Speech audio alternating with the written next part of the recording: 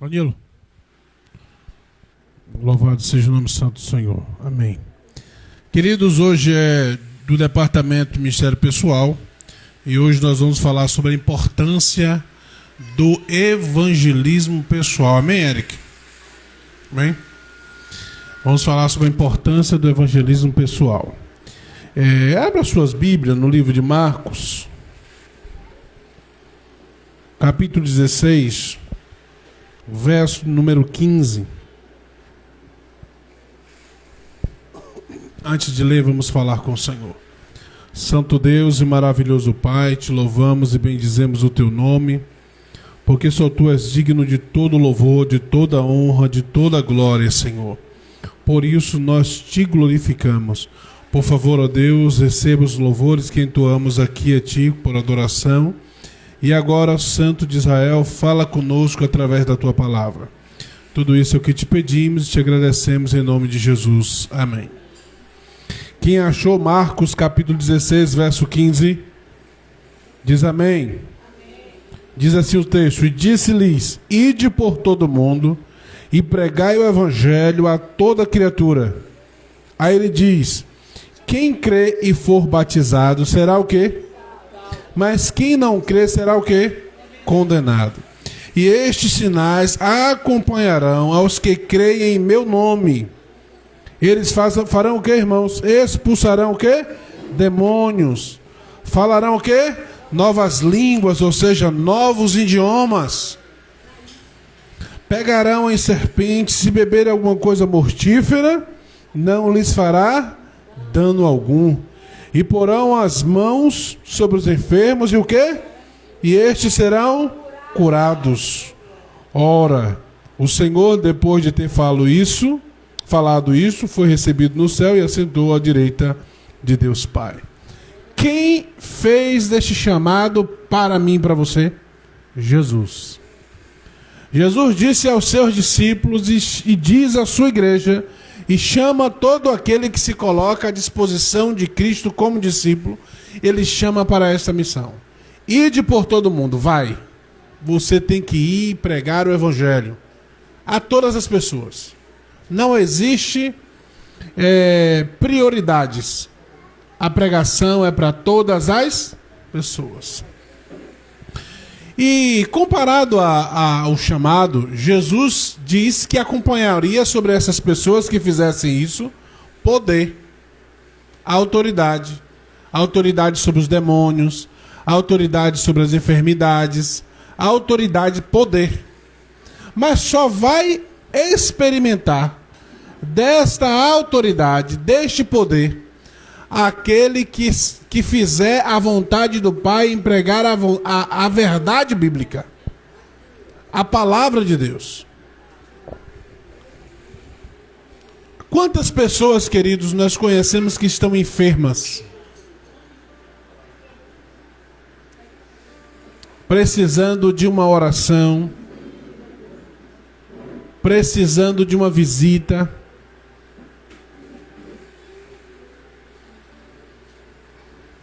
nós estamos aí pedindo oração pelos nossos irmãos que estão enfermos. Mas eu tenho certeza, Cíntia, que poucos da nossa igreja orou pelos nossos irmãos. Absoluta. Poucos dobraram o joelho para orar, para falar com Deus.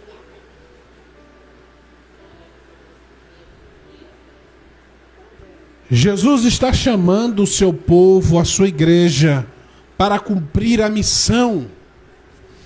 E nós vamos estudar um texto aqui agora. A igreja de Deus, ela está muito ocupada nos últimos dias.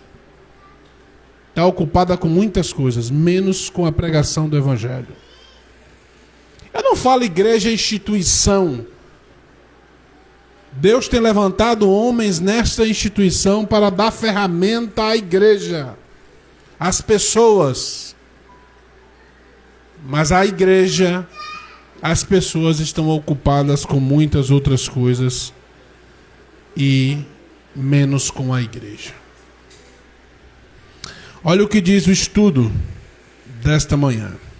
O movimento adventista nasceu com destino em relação à sua participação na grande obra de proclamar as boas novas de salvação, crendo ser a igreja da profecia, que daria a última mensagem ao mundo, antes de seu fim catalísmico.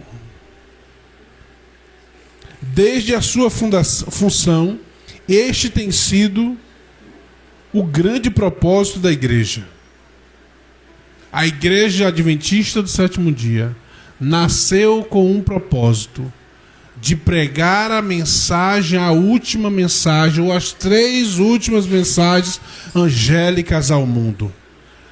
Essa mensagem é uma mensagem de advertência. Se nós perguntarmos aqui à igreja acerca das 3 mensagens angélicas, poucas pessoas já leu ou sabe alguma coisa sobre as mensagens. Se perguntarmos acerca do santuário, poucas pessoas já leram e sabem acerca do santuário. Você sabe por quê, irmãos? Porque a igreja está ocupada com outras coisas. Eu quero deixar um alerta para a igreja. Quero deixar um alerta. Logo Cristo virá. E não teremos desculpas diante de Deus. Podemos dar desculpas hoje diante dos homens.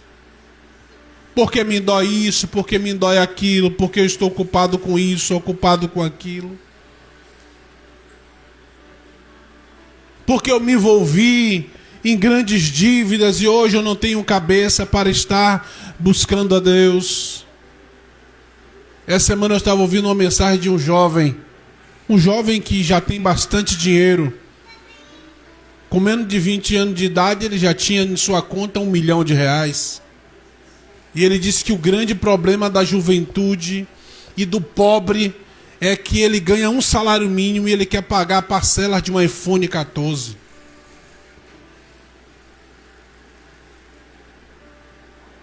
Ele passa fome, come cuscuz com ovo. Não que seja ruim, que nós gostamos, nordestinos gostamos de cuscuz com ovo. Ele passa privações, mas ele tem que ter um celular caro para mostrar para as pessoas. Viva de forma humilde, mas pregando o evangelho de Deus. Lembra daquela viúva que ela dá tudo o que tem? Tudo que ela tinha, ela oferta ao Senhor, ela dá a Deus. Eu não estou falando aqui que você deve dar todo o seu dinheiro, não é isso. Eu estou dizendo que você deve dar adoração a Deus. Sabe, queridos, às vezes nós entramos nessa porta para dentro e não sabemos o que fizemos dentro da igreja.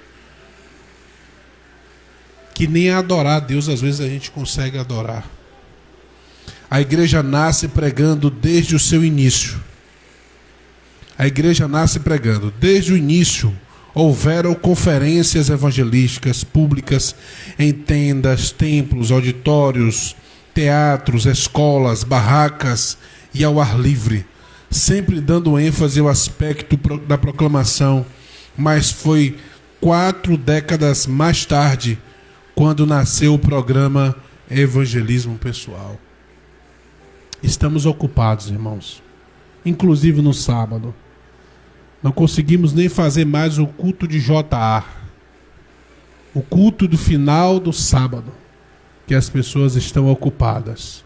Algumas em suas residências, assistindo Netflix e grandes séries, outras fazendo qualquer outra coisa menos adorando a Deus. E isso eu quero deixar claro, eu não posso deixar a igreja sem saber dessas. Isso é transgressão do sábado. E por isso muitas vezes nós não vemos o poder de Deus e a transformação do seu povo. Mas Deus é aquele que conhece as nossas obras. Ele diz para a sua igreja, né, em Apocalipse: eu conheço as tuas obras. A data exata ninguém conhece, mas nasceu falando da igreja, em 1882. Em 1883, o pastor S.N. Rachel numa campal, na associação na Califórnia, começa a pregar quando os céus desabaram, a tormenta que impedia a congregação ouvir, ele desceu da plataforma, dividiu a congregação em grupos pequenos e pediu a diferentes pastores para ter uma sessão de perguntas e respostas ao redor de algum tema bíblico. O povo gostou tanto, o sistema que pediram os irmãos desenvolveram uma série de estudos bíblicos para serem estudados desta maneira. O pastor explicou para sua mãe o que sucedeu naquela campal. No próximo dia, Ellen White telefonou para o pastor dizendo que esse plano estava em harmonia com o Senhor, com o que o Senhor tinha lhe mostrado. O plano de estudo da Bíblia. O plano de estudo da Bíblia. O grande problema da igreja nos últimos dias é que os crentes deixaram de estudar a Bíblia Sagrada. Não tem tempo para estudar a Bíblia, não é verdade? Não há tempo. Não há tempo. Estão muito ocupados.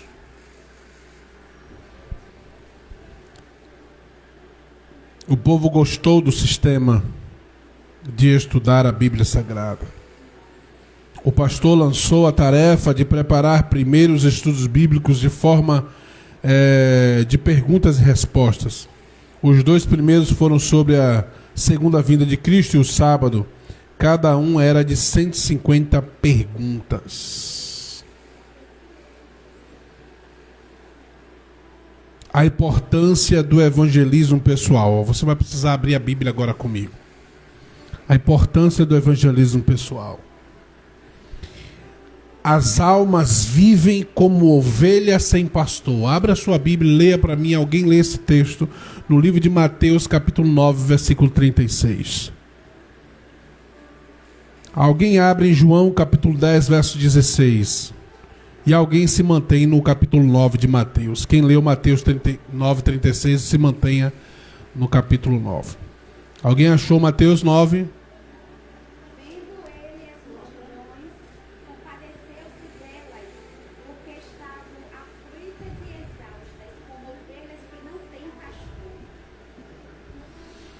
Assim, queridos, está o mundo.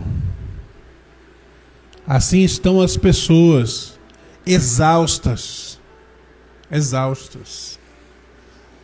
O mundo está caminhando para... Se fala muito de cristianismo, mas o cristianismo vazio. Já temos hoje aí um fenômeno no mundo gospel, que cogitado até ir para o carnaval, que a música dele, como é que diz, meu Deus? Deixa as pessoas assim gostar do evangelho, digamos que assim, né? Um evangelhozinho que dança um pagodezinho. Um evangelhozinho que dança um pagodezinho, sabe? As pessoas estão criando um cristianismo, criando uma adoração para eles, para massagear o seu eu. Cristo nunca estará em um carnaval para receber adoração. Não que Cristo não ama as pessoas que estão lá, mas ali não é o templo de Deus. A música para Deus foi feita para apresentar louvor, para apresentar adoração, para o homem falar para Deus o que o coração dele está sentindo. E as pessoas têm romantizado as coisas. E nós vemos muitas vezes pessoas doentes, com depressão, problemas sérios familiares, porque elas desprezaram a Deus e estão como ovelhas sem pastor. E Deus conta comigo e com você. Deus disse para mim e para você: ide por todo mundo e pregai o evangelho. Não se preocupe que eu vou estar contigo. Se você precisar expulsar um demônio, eu vou estar com você. Se você precisar orar por alguém que está enfermo, eu vou estar com você. Se alguém tentar te matar, não vai conseguir, porque eu vou estar com você. O texto de Marcos diz mais ou menos isso aí. E se que tiver que morrer pelo evangelho, que morra. Porque naquele grande dia o Senhor lhe chamará da cova. Levanta, servo bom e fiel. Agora veja, o segundo texto, João capítulo 10, verso 16. Diz, porque as almas vivem como ovelhas, longe do aprisco, e não sabe como chegar a ele. Chegar ao aprisco. Quem lê esse texto? João capítulo 10, verso 16. Ainda tenho outras ovelhas, não deixa aqui. A mim convém conduzi-las. Elas ouvirão a minha voz. Então haverá o rebanho e o pastor. Amém. Como está o seu pastoreio? Você está conduzindo pessoas a Cristo? Ou você está conduzindo pessoas para longe de Cristo? As suas atitudes os levam a pessoas a desejar conhecer a Cristo ou a rejeitar a obra de Cristo que é a sua igreja? Precisamos refletir sobre isso. Essas pessoas são como doentes em necessidades de médico, ou com necessidade de médico. Mateus capítulo 9, verso 12. Quem leu o 12 aí para mim? O verso 12 do capítulo 9 de Marcos, de Mateus.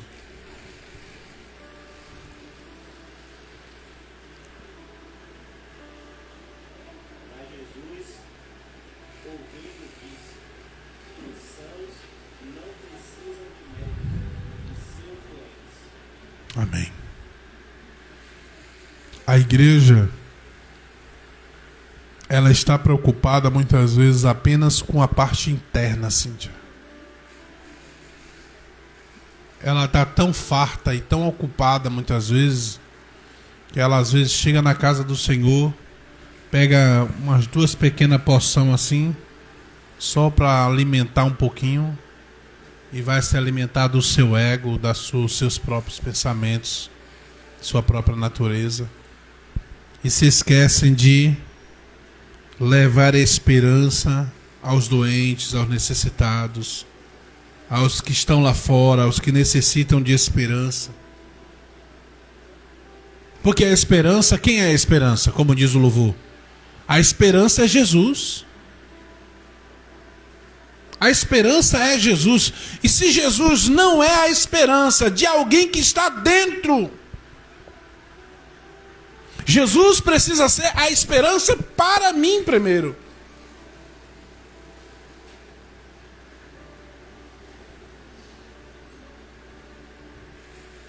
Queridos, você pode até me ver um dia mudar de igreja, que eu não vou mudar, viu? Porque essa igreja para mim tem os princípios bíblicos que eu necessito. Mas você pode até ver um dia eu mudar de igreja. Ou sair daqui, ir para ali, ir para cá, mas eu não vou abandonar o evangelho, porque eu tenho plena convicção de que um dia Jesus vai me levantar. Nem que seja para a morte ou para a vida, Ele vai me levantar.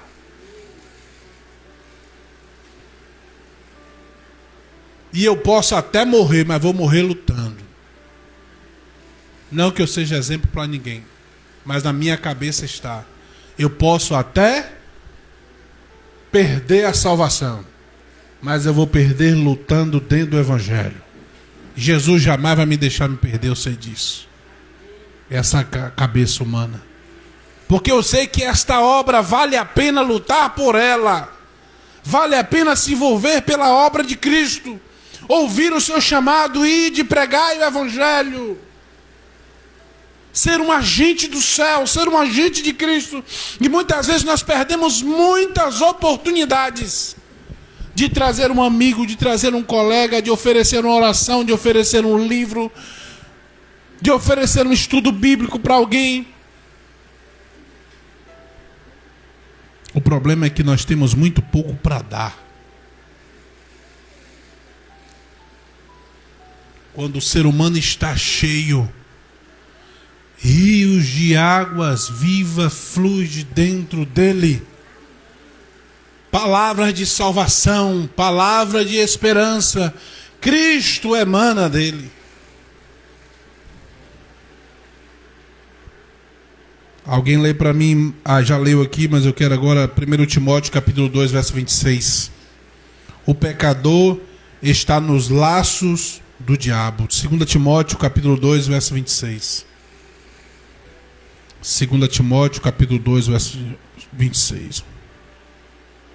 Mas também o retorno à sua escassez, livrando-se eles dos laços do diabo, tendo sido feitos cativos por ele para cumprir a sua vontade. Amém. Vai para 1 Timóteo, Cíntia, capítulo 2, e não lê agora não. E alguém lê Efésios capítulo 1, verso 3 para mim. O texto que Cíntia leu agora. O pecador está nos laços do diabo. O próximo texto vai falar: porque Deus já pagou o preço por seu resgate. Nós vamos pregar e apresentar algo que Cristo fez pelo pecador. Já está pago. O resgate já foi pago, já foi feito. Só precisa aceitar. Eu só preciso aceitar o resgate de Cristo. Alguém lê Efésios capítulo 1, verso 3 para mim, por favor. Agradeçamos a Deus e a partir do nosso Senhor Jesus Cristo, pois Ele nos tem abençoado por estarmos unidos com Cristo, dando-nos todos os dons espirituais do mundo celestial. Glória a Deus. Ele tem nos abençoado e tem dado o que, Silvana? Dons espirituais. Daqui a pouco você lê o seu, Cíntia. Dons espirituais. Quais são os seus dons? Você já percebeu qual é o seu dom? Você tem exercitado os seus dons? Tem pessoas que nunca vai ser um cantor, que nunca vai ser um pregador, que nunca vai ser alguém que está à frente organizando alguma coisa, mas vai ser um bom recepcionista, porque ele tem o dom de receber as pessoas, de tratar as pessoas sem indiferença, se ela está vestida bem, se está vestida mal, se tem carro, se não tem carro, se tem uma casa boa, se não tem uma casa boa, se tem um alto salário, se não tem um alto salário. Ela recebe todos muito bem. Alguns vai passar a vida em toda cuidando, zelando da casa de Deus, limpando os bancos, vai cuidar da casa de Deus.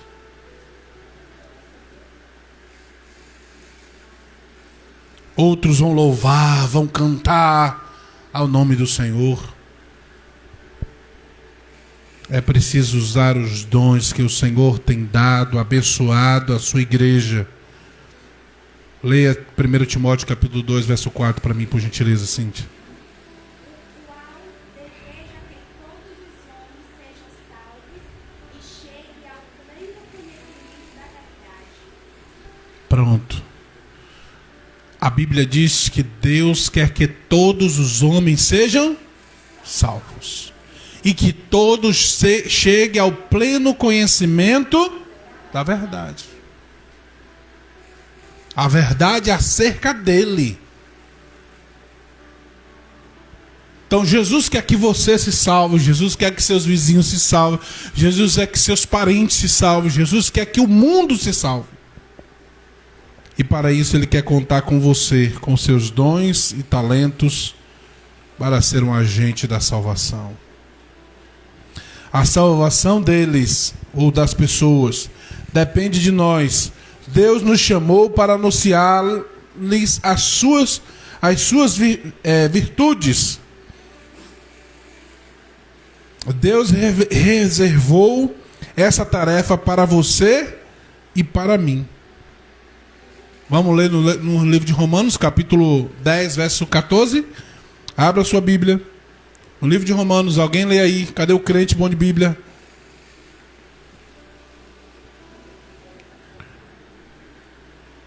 Romanos 10, verso 14. Como, porém, invocarão aquele em que não creram?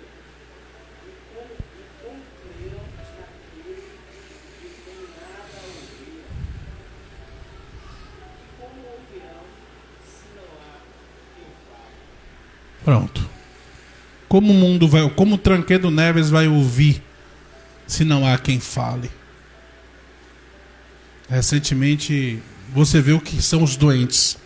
Um exemplo do que são os doentes. Nós saímos semana passada, foi semana passada, mas semana retrasada? Retrasada. Saímos para distribuir livros. Distribuímos quase 130 livros, não foi isso? Quem foi que mais deu crédito? Com alegria no coração. Os mais necessitados de Cristo. Os mais necessitados. Eles estavam ansiosos por receber aquele livro.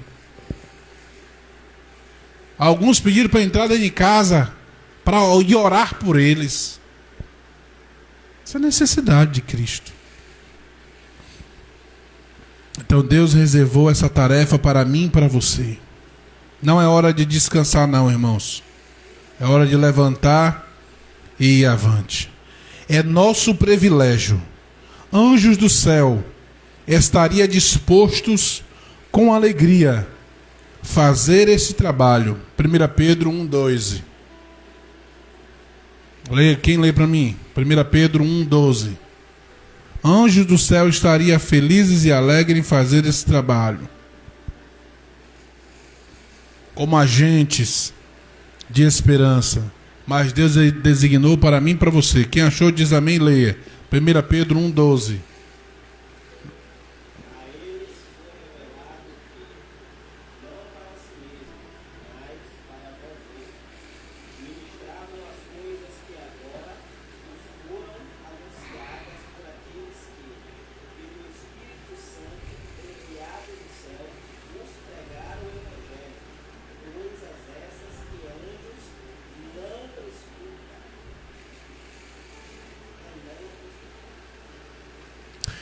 Muitos esperam como um paralítico ao lado de um tanque para serem curados.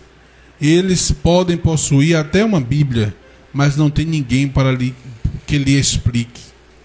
Atos capítulo 8, versículo 27 a 33. Talvez muitos de nós estejamos até como esse paralítico. Conhece Jesus. Sabe da esperança, da promessa de Cristo, mas não tem mais força para buscá-lo. Porque a prioridade tem sido outra. E o pecado, queridos, ele é como um câncer. Quando o pecado ele toma... Quer ver coisa? Experimente fazer algo errado que você gostava ou que gosta de fazer. Dá trabalho de você falar, não posso continuar fazendo isso. Porque o pecado ele é como um câncer.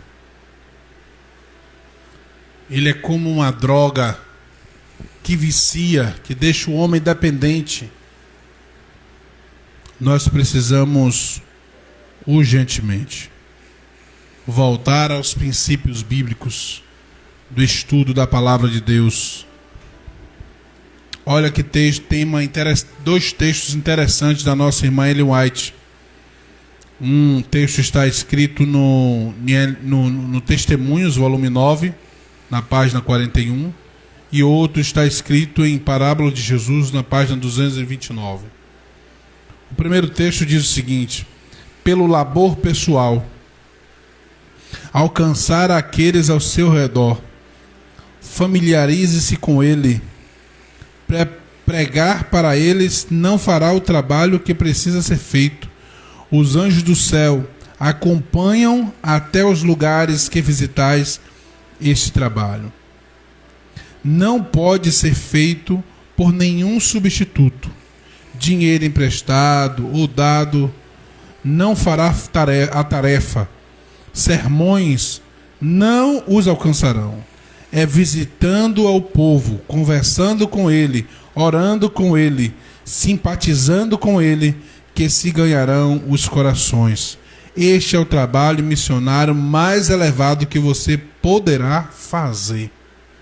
Isso aqui entra em contraste com o que nós ouvimos aqui nessa manhã no testemunho da oferta, né? Do pastor que está lá. Ele pregou, fazia coisa bonita e vai. Coisas humanas, irmãos. Coisas humanas.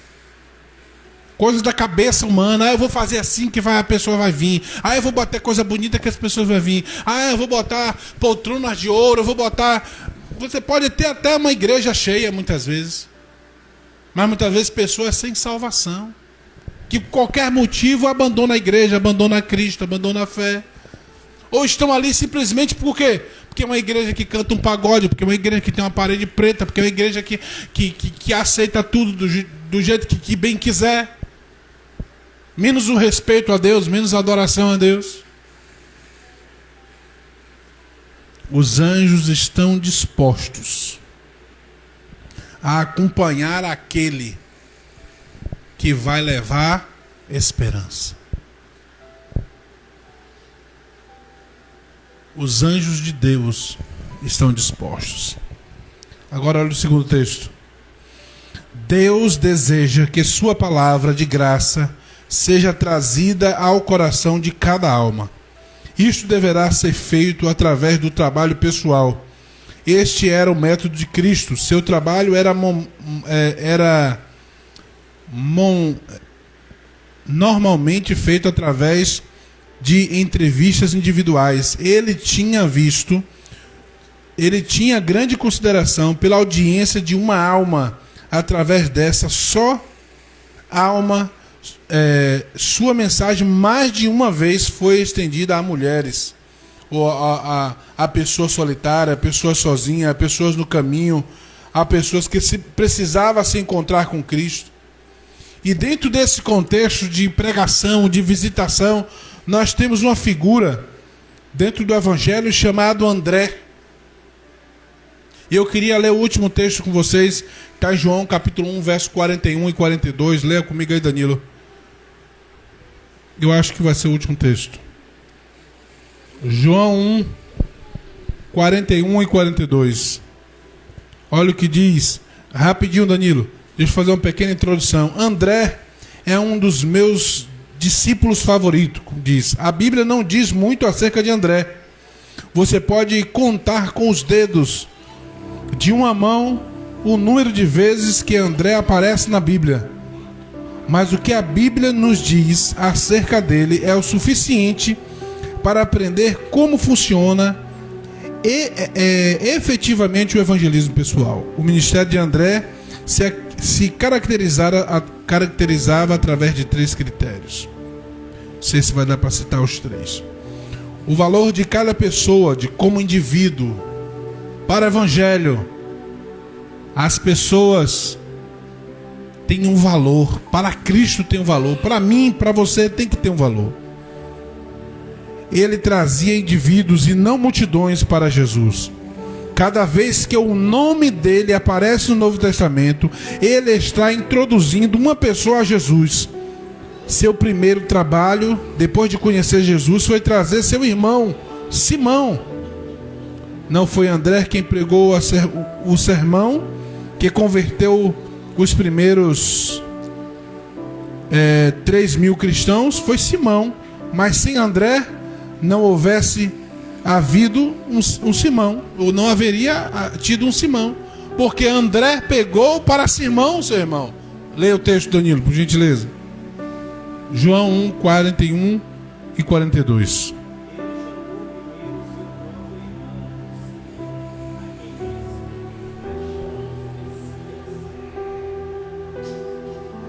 Amém.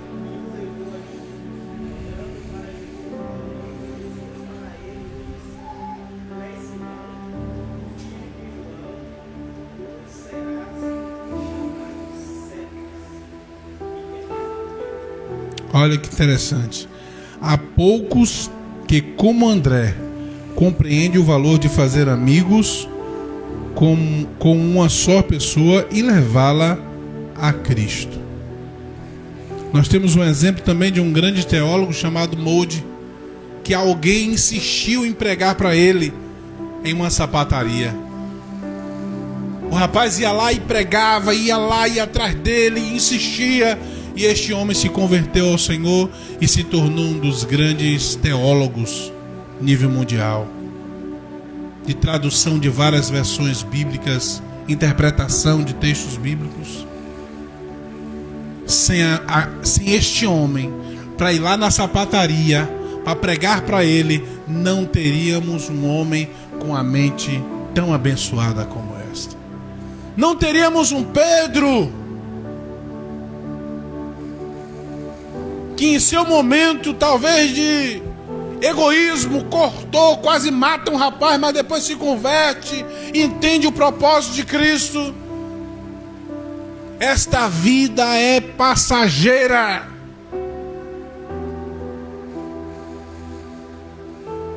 Eu não sei se amanhã eu vou tombar, se depois de amanhã, como vai ser, se eu vou estar dentro de um hospital, se eu vou passar e levar uma bala perdida. Eu não sei o que vai ser de mim amanhã. Eu sei de hoje, porque eu quero Jesus. Eu quero que Jesus transforme a minha vida hoje. Mas não é transformar de forma egoísta, encher minha conta de dinheiro, encher minha casa de móveis novos, um apartamento novo. Não é isso, não.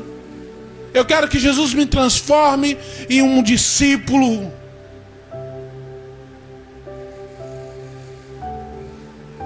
Eu quero que Jesus me encha do seu poder. Precisamos buscar ao Senhor. Nós vamos cantar no louvor agora. Queria que a igreja se colocasse de pé.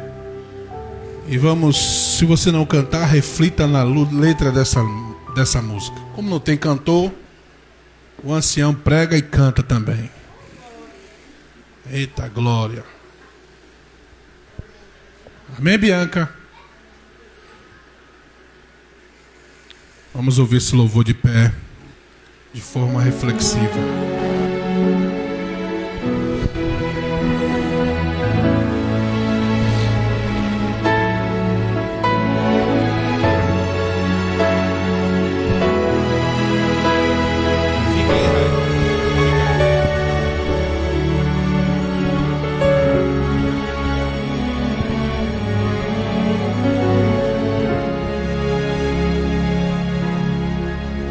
Quando o vento do Espírito soprar,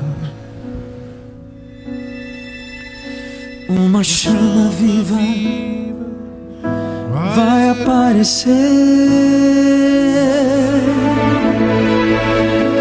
Nossos filhos e filhas irão profetizar. Os nossos velhos sonharão e a igreja mudará.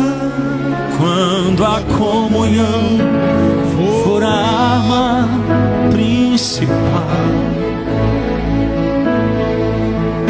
e a rotina desses nossos dias sair do seu normal, descerá sobre nós o fogo do Espírito.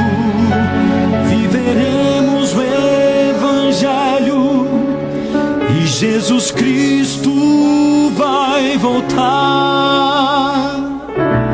Por que será que ainda não aconteceu? Por que razão não temos fogo Pra queimar. Aí tá os motivos. pecados escondidos, fé adormecida, mandamentos que insistimos em quebrar. Por que razão? Por que será viva. Temos tudo nas mãos, mas não há fogo no altar. Mas quando o vento do Espírito soprar, uma chama viva vai aparecer. Nossos filhos e filhas irão profetizar, nossos velhos sonharão e a igreja mudará. Quando a comunhão for a arma principal e a rotina desses nossos dias sair do seu normal, descerá sobre nós o fogo do Espírito. Viveremos o Evangelho, Jesus Cristo vai voltar. Viveremos o Evangelho, Jesus Cristo vai voltar.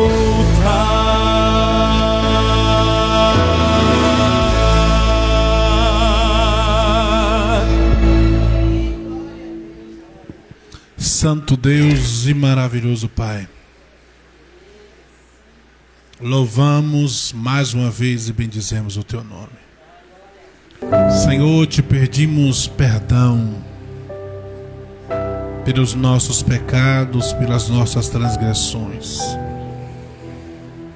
Como igreja, Senhor, representante do Senhor, meu Deus, temos falhado com esta missão.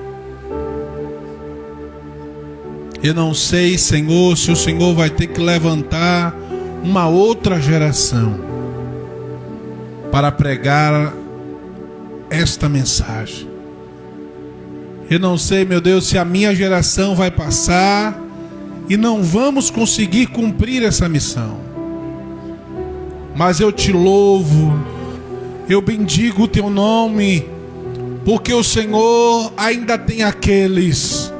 O Senhor tem levantado homens, pastores, teólogos, para dar ferramenta a esta geração. Para dar ferramenta, Senhor, de estudos bíblicos, Senhor, de métodos de pregação. Mas ainda falta fogo no altar.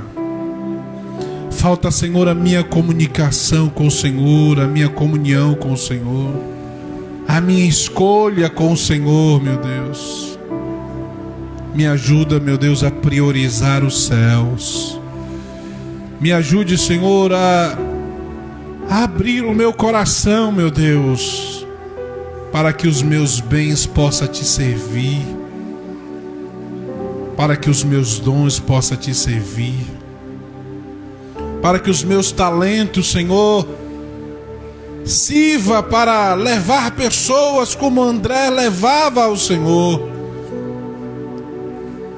Que homens e mulheres sejam alcançados por nós, como aquele homem Molde que foi alcançado em uma sapataria, por alguém que não desistiu, que entendeu que deveria levar a mensagem ao mundo. Me ajuda a vencer o meu egoísmo. Me ajude, Senhor, a vencer e a negar as ofertas de Satanás, para aceitar as tuas ofertas. E muitas vezes, Senhor, te servir não é fácil, mas eu sei que o Senhor não nos chamou para que fosse fácil. Nos ajude a vencer as batalhas, as lutas, as dores, as enfermidades, as decepções da vida, Esteja com esta igreja, meu Deus. Esteja com este povo. Fortalece os teus filhos. Fortalece as tuas ovelhas. Que o teu nome continue sendo glorificado neste lugar. Que esta porta continue aberta, meu Deus, para que haja esperança para a nossa comunidade, para os nossos vizinhos, para os nossos jovens, para as famílias, Senhor, que por aqui moram. Por isso, meu Deus, nos dá um sábado deleitoso na tua presença. Afasta da nossa mente e dos nossos olhos aquilo que não comprais, Senhor, fazer no teu santo dia. Que possamos estar em adoração durante este dia sagrado e santo ao Senhor. Toma os que vão para os treinamentos, que vão sair de seus lares. Livra-os, guarda, Senhor, de todo mal. Tudo isso, ó Deus, é o que te pedimos e te agradecemos em nome de Jesus. Amém e graças a Deus.